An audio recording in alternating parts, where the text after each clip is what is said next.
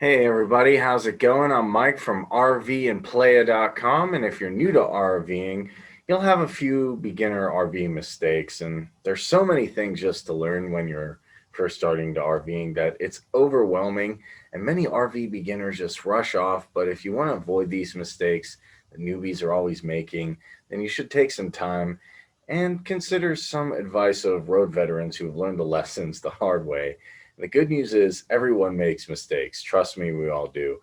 And most are willing to share. And I have a full list with all the info and more 30 of the best tips and tricks to bypass the potholes, low bridges, so many RV beginners and newbies encounter on their first RV journey. And that is at RVANDPLAY.com and RV for beginners. So let's dive into 12 mistakes that we made and are sharing to you so you don't make them as well. Number one, not fueling up before you go. You must know how annoying it is to try and tow a 40-foot trailer through a gas station filled with cars and people. We made this beginner RV mistake our first day on the road. It was especially bad when the fuel lanes are pointing towards the storefront, so you need to make a few tight turns to leave, and people also think that because you're moving slowly and carefully that they should try and zip around you, they could get back to the road, so they're just and save yourself the hassle, gas up the night before. Number two, buy an RV tire air compressor. Dealing with tire issues is almost inevitable, so just be prepared as possible. A gas station air compressor didn't have what it needed to top off our trailer tires, and we actually lost even more air. Number three, not planning your route and destination.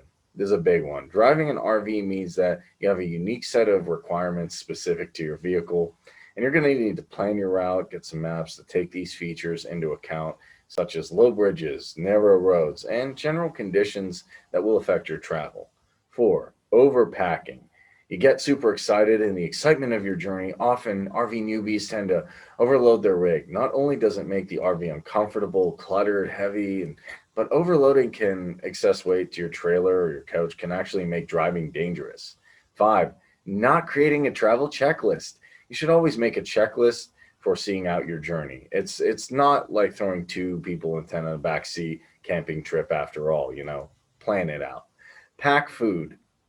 We've made this mistake a few times and thinking fairly an easy drive ahead of us only to get delayed and delayed.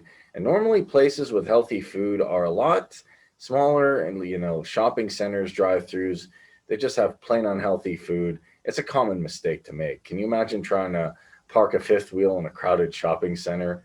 And I don't even imagine that it's not fun. Seven, ignoring sounds and signs, something is wrong. RVs have a lot of moving parts, and there's nothing like driving down the highway and then listening to something beep, rattle. You're worried about what it is behind you, trying to merge lanes. You realize you've got something completely, terribly wrong.